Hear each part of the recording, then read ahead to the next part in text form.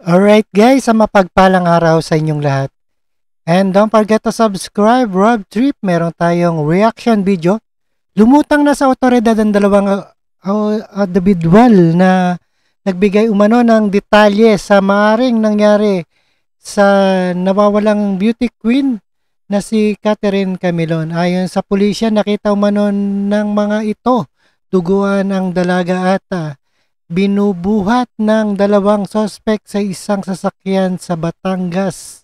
At panoorin po natin ang buong detalye dito sa CIDG. Yesterday, may dalawang witness tayo na nag-appear sa opisina ng CIDG, specifically sa CIDG 4A, detailing what they saw nung nawala yung victim natin na yung beauty queen.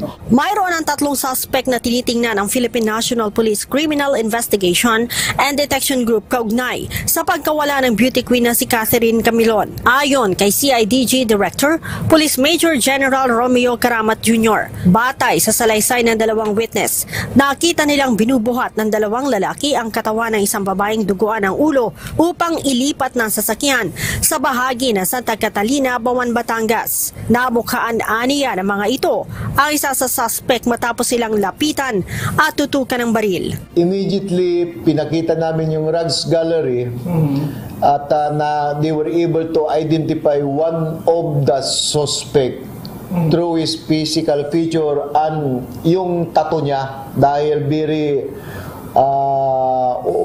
obvious yung tattoo niya kasi ang laki. Sinabi pa ni General Karamat na ang nanutok ng baril base sa investigasyon ng CIDG ay driver bodyguard umano ng isang opisyal ng PNP na siyang itinuturing na person of interest. As of now, meron na tayong suspect at medyo luminaw yung direksyon ng investigation natin. But up to now, we are still gathering solid evidence para mas lalong tumibay yung kaso natin.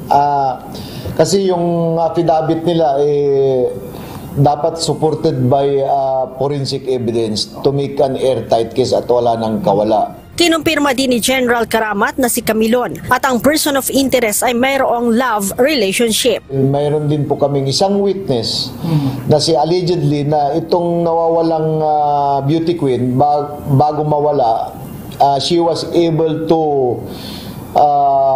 tell her friend na magkikita sila itong person of interest. Siya po yung last na magkasama sila at allegedly meron silang kumbaga love relationship. Okay. Let's say boyfriend.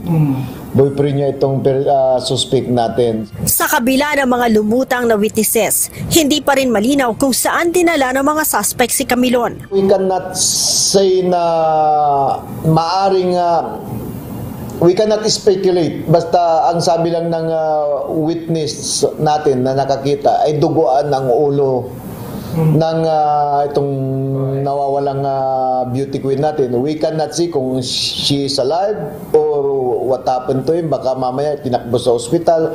But yung mga operatives natin umikot na sa lahat ng mga hospital. So far wala naman. So still missing. So we are not seeing officially na siya ay patay, but we considered her missing up to now unless na makita yung katawan niya. So that's the time na we can conclude. Panawagan ng CIDG sa iba pang mayroong impormasyon sa pagkawala ni Camilon, makipagtulungan sa CIDG para sa mabilis na ikalulutas ng kaso. Si Camilon. Alright guys, ayan dalawang witness sa pagkawala na Catherine Camilon at ipatiyak kung anong kondisyon o buhay patay pa. At maraming salamat sa inyong lahat and don't forget to subscribe this channel, Rob Trip. And thank you so much and keep safe and healthy. Peace out.